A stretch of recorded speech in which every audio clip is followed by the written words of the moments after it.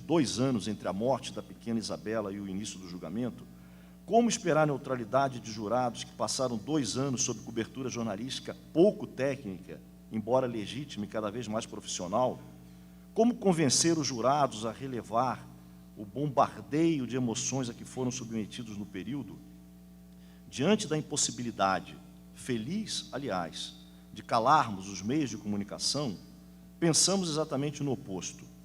Requeremos ao juiz, pouco antes de a solenidade começar, que o julgamento fosse televisionado, com a óbvia preservação da identidade dos jurados, assim como no STF. Só assim poderíamos transmitir à opinião pública uma outra visão do processo. Fico com a sensação de que só com o televisionamento dos júris a sociedade pode entender a absolvição de réus nos casos em que a população clama por linchamento.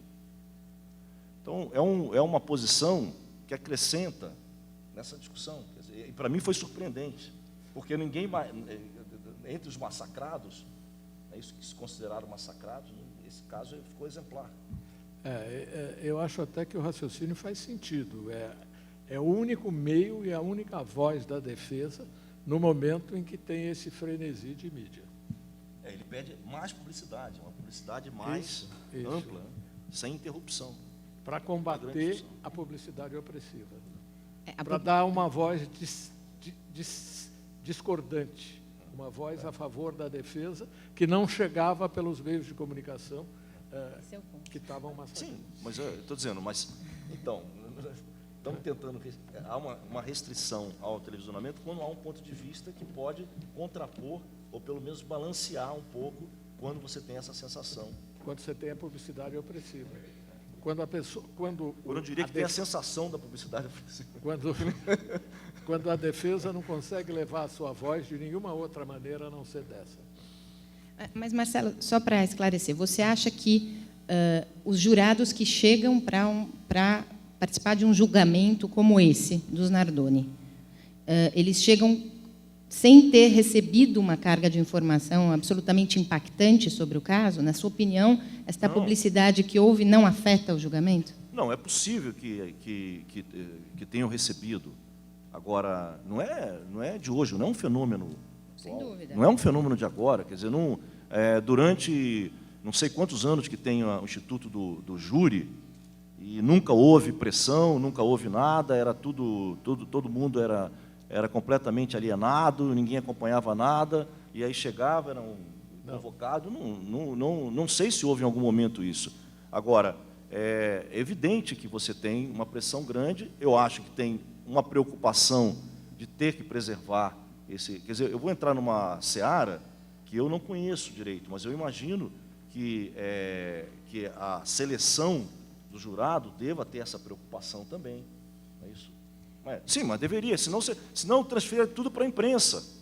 É como se todo o peso da dificuldade de se fazer justiça tivesse, no final, a questão da imprensa. E que não é verdade. Nós temos dificuldades, temos deficiências imensas em todo o sistema jurídico nosso. Não é isso? Mas, Marcelo, deixa eu dizer uma coisa. O peso da imprensa aí é muito grande nesse momento.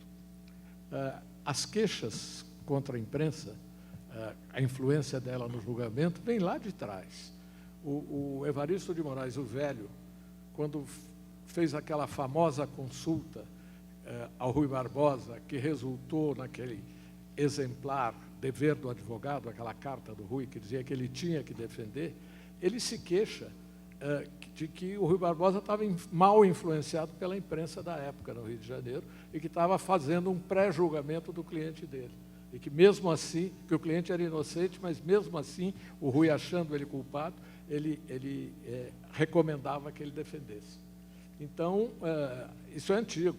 Mas agora nós estamos num paroxismo, com internet, com televisão, uma campanha de mídia, uma mídia frenética, para usar essa expressão americana, é terrível, fica desigual.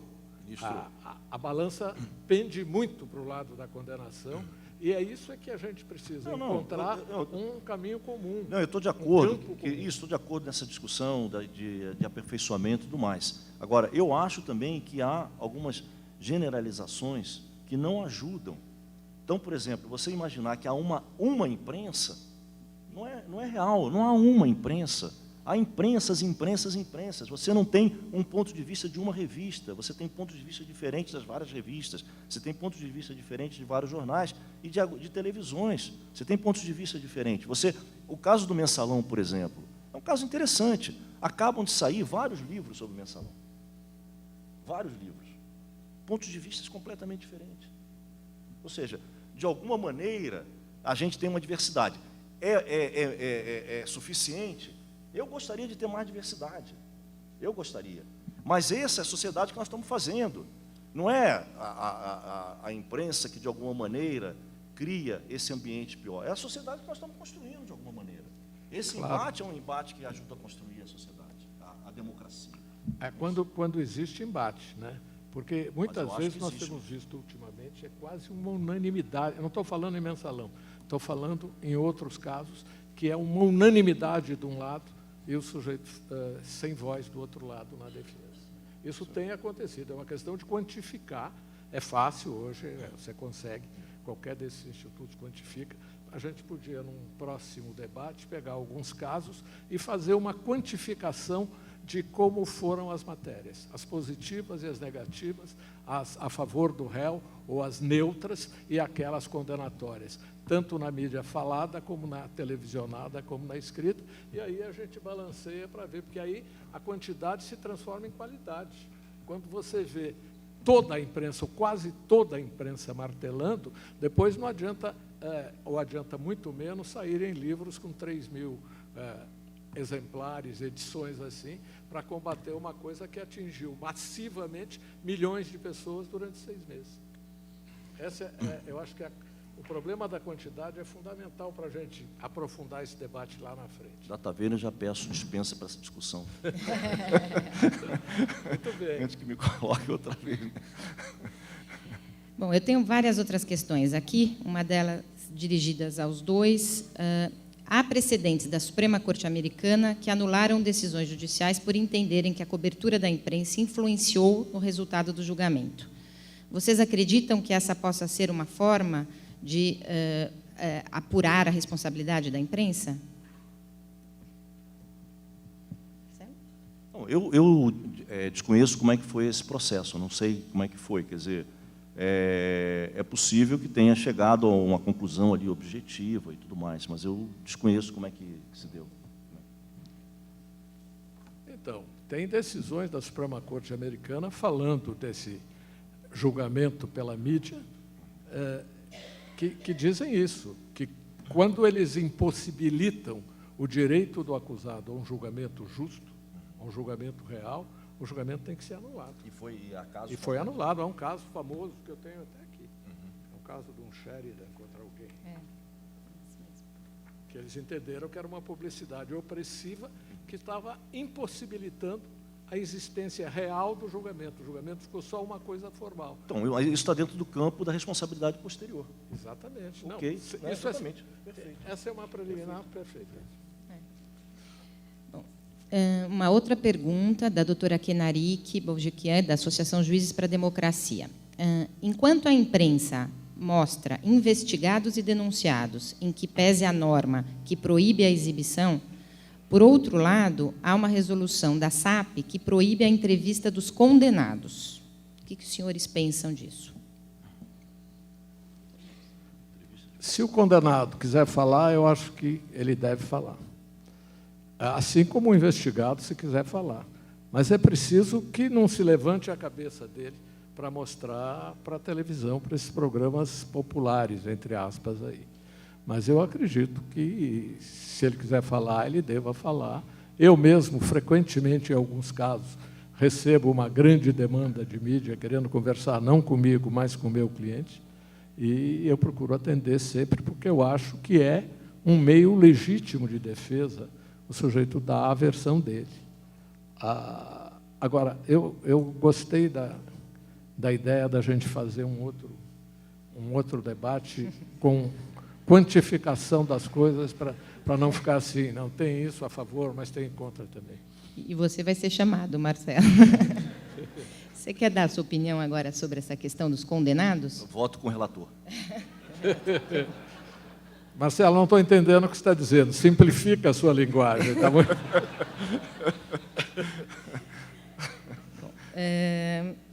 Tem uma pergunta também dirigida aos dois. Gostaria que a questão do uso das câmeras escondidas como recurso jornalístico fosse discutida, já que muitas vezes o uso deste equipamento coloca jornalistas diante de dilemas éticos. É verdade. Essa é uma questão difícil, complexa. O que eu tenho...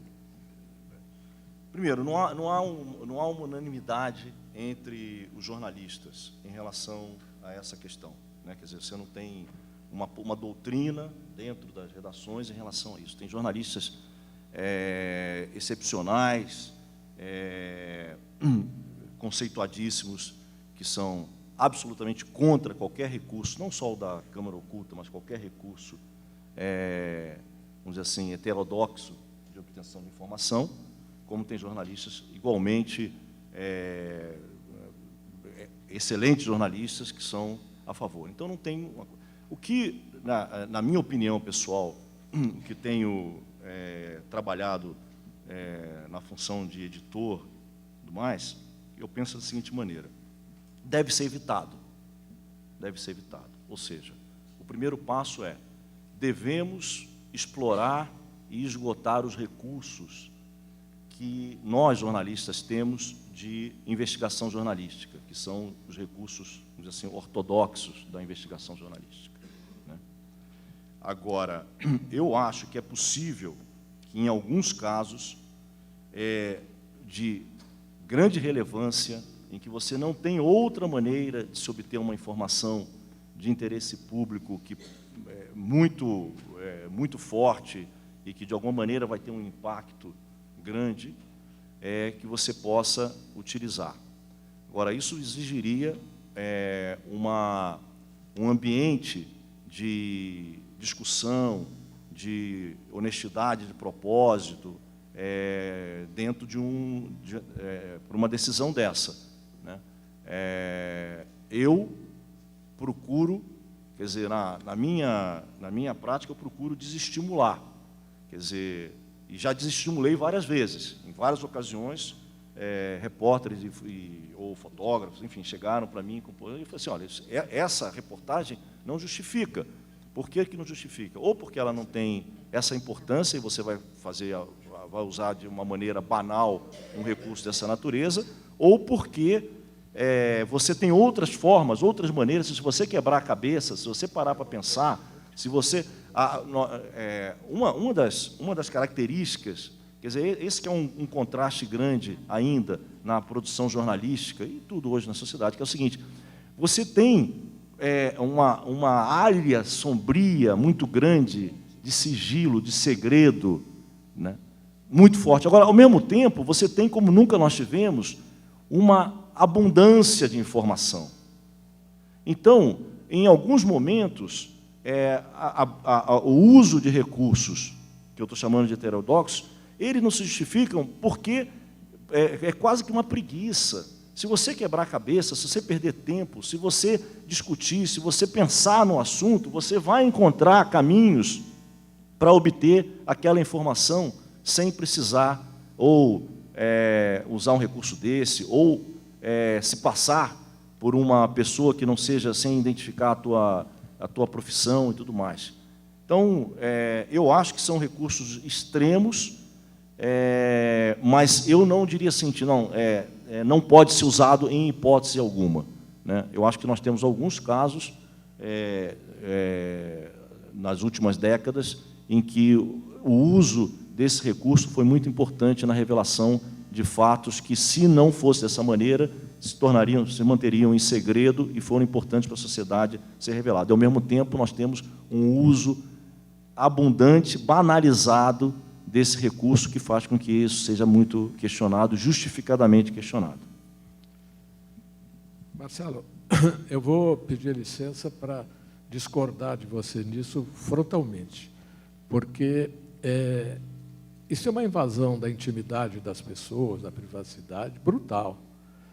Você chegar e dizer que é um comprador e induzir a pessoa a tentar te vender, e depois você está com uma câmera escondida, na minha opinião, isso é a mesma coisa que você grampear a pessoa sem autorização judicial. A escuta telefônica é um meio extremo como esse. Só que ela, para ser usada validamente, ela precisa de autorização judicial. E, nesse caso, o que a gente vê é o uso indiscriminado, e você fez muito bem de fazer todas as ressalvas, inclusive em relação à sua posição pessoal, porque, realmente, o que se vê é que isso depois vira prova. Isso depois vai para os autos. E o induzimento eu diria, a vítima, é muito grande. A pessoa induz a outra está conversando na sua intimidade, e você está grampeando a pessoa. De modo que eu acho que não é inadmissível esse recurso, na minha opinião. Eu queria fazer 2 considerações e também pedir a opinião de ambos. Há algum tempo se falava que teria havido uma troca de funções, em que o judiciário passou a ser um prestador de informações para a imprensa, e a imprensa se colocava no papel de julgadora daqueles fatos que estavam sendo divulgados. Isso acontecia muitas vezes nos casos nos quais o próprio advogado não tinha acesso a determinados dados, e isso era constantemente vazado, esses mesmos dados sigilosos eram constantemente vazados para a imprensa. Então, a pergunta é, isso é fato ou isso é mais um desses chavões que se costuma afirmar neste problema da notícia e do crime? E a outra questão, que também eu já ouvi com alguma frequência nesse tipo de discussão, vinda de jornalistas, é assim: na medida em que a gente tem um sistema de justiça que é falho, que é demorado, que muitas vezes deixa os seus cidadãos insatisfeitos, a imprensa não deveria, de alguma forma, tentar suprir essas falhas com a sua atuação? Então, eu pediria os seus comentários, por favor. A imprensa fazendo justiça. Isso. Exato. Quer falar, Marcelo? Olha, em relação a vazamento de processos que correm em sigilo ou que os advogados não estão tendo acesso, nós somos ali, vamos receber informação e vamos avaliar, como a gente colocou anteriormente, né? Quer dizer, se for uma informação importante, nós vamos avaliar como dá-la, como complementá-la. Se não for, nós vamos ignorar. Mas eu não sei qual é a frequência de uma prática dessa. Agora, é indubitável que tem processos que correm em sigilo e que vazam para a imprensa, evidente, né? Isso aí a gente vê diariamente. Em relação à questão do papel da imprensa, de uma certa maneira, para fazer justiça, é isso? Para suprir as falhas desta justiça. Então, esse é um problema sério, que pega... Porque é o seguinte, a mesma imprensa que é criticada, e frequentemente com razão, por esses excessos, né, ela é igualmente criticada pelas suas omissões. Ou seja, há uma ideia, isso daí faz parte, eu acho, dessa nossa deficiência de formação em geral, tudo mais, há uma ideia de que, se o Ministério Público não funciona, se a Polícia Federal não funciona, se a polícia não funciona, se a justiça não funciona, a imprensa tem que funcionar. Então, há em alguns momentos, eu vi isso muitas vezes no período de ombudsman, em que você o jornal era criticado em alguns momentos por esse excesso, que vamos discutir se era excesso ou não. Em outros momentos, a discussão era por que omitiu tal informação, por que tal informação que está saindo em tal jornal não foi dada. Então, essa cobrança, eu acho que é uma cobrança que tem origem nessa ideia de que algumas instituições não funcionam e a imprensa tem que funcionar. Só que a imprensa tem fragilidades, a imprensa tem limitações, não só as limitações legais, que são óbvias, etc., mas limitações mesmo, de recurso, de pessoal e tudo mais. Então, ela não cobre tudo. Então, há alguns momentos que a cobrança em relação a nós é contrária a essa. Por que está se omitindo? Por que